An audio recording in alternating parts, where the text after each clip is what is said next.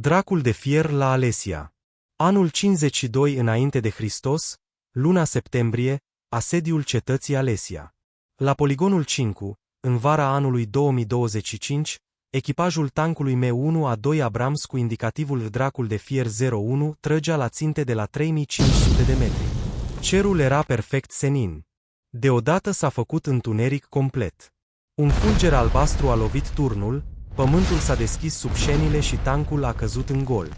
Când au deschis capacul, mirosea a fum de lemne arse și a praf de funingină.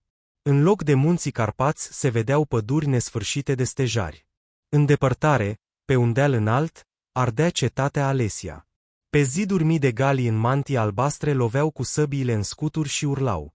Jos, în vale, legiunile lui Gaius Julius Caesar ridicau turnuri de asediu mai înalte decât brazii. Capitanul Alexandru Popescu, clujan pur sânge, a fost primul care a vorbit. Fraților, ori visăm toți patru, ori am intrat în cea mai mare belea din istorie. Sergentul Cristian Munțeanu, oitorul, pasionat de jocuri cu Roma antică, a început să înjure încet. Băi, suntem în anul 52 înainte de Hristos și exact în mijlocul războiului dintre Caesar și Vercingetorix. Și nu suntem de partea romanilor. Nu au avut timp să se dezmeticească. Un grup de călăreți galii i-a zărit și a venit în galop. Când motorul turbinei a pornit, caii s-au speriat și i-au aruncat pe războinici în noroi. Unul dintre ei, un uriaș cu barbă roșcată, a ridicat securea și a urlat ceva ce suna ca dragon. În câteva minute erau înconjurați de sute de galii care împingeau tancul spre poarta mare a cetății ca pe un zeu coborât dintre nori. Vercingetorix însuși a ieșit să îi întâmpine. Când a văzut cum o singură lovitură din tunul de 120 de milimetri face praf și pulbere un turn roman de la 2 km distanță, a îngenunchiat în noroi și a spus în limba lui: Tăutates ne-a trimis arma cea mare. Alexandru a înțeles imediat. Dacă refuză acum, îi jupoaie de vii și le pun capetele pe pari. Așa că a ridicat pumnul și a strigat cât a putut de tare: Pentru Galia liberă! Galii au izbucnit în urale care au făcut pământul să se cutremure. Au urmat 3 săptămâni de luptă cum nu mai văzuse lumea. Săptămâna întâi, apărarea cetății Avaricum. Abramsul stătea pe zidul principal ca un turn viu.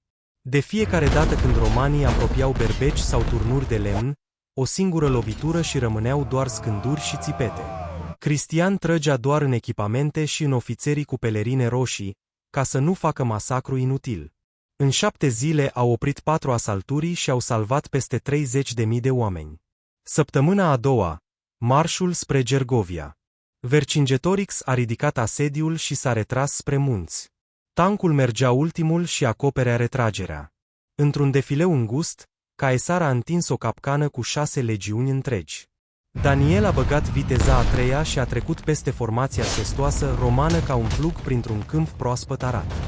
Galii au ieșit din pădure și i-au tăiat pe romani din spate.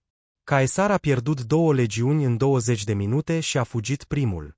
Săptămâna a treia, bătălia finală de la Alesia. Caesar i-a înconjurat totuși cu un dublu inel de fortificații, 18 km în interior, 21 în exterior.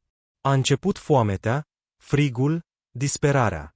Abramsul mai avea motorină pentru numai 40 de kilometri și 9 lovituri în magazie. În noaptea dinainte atacului decisiv, echipajul a stat în tank și a vorbit în șoaptă. Mâine ori murim, ori schimbăm istoria pentru totdeauna. La ora 4 dimineața, poarta mare a Alesiei s-a deschis larg. Abramsul a ieșit singur și a lovit linia romană exterioară. 9 lovituri, 9 breșe uriașe în ziduri. Cavalerie galică a țâșnit afară și a tăiat spatele legiunilor. Dar exact la ultima 100 de metri motorina s-a terminat. Tancul a rămas nemișcat în mijlocul câmpului, cu țeava încă fumegând. Romanii l-au înconjurat în tăcere. Caesar a venit călare și a poruncit să nu fie atins niciun om. Echipajul a ieșit cu mâinile ridicate. Vercingetorix, înainte de a se preda, a pus sabia sa pe blindajul fierbinte și a șoptit: Ați luptat ca niște zei. Galia nu vă va uita niciodată. Tancul a rămas în mijlocul Alesiei ca monument sfânt. Legenda spune că în fiecare an, la echinocțiul de toamnă, galii aduceau ofrande la Zidracul de fier și jurau răzbunare.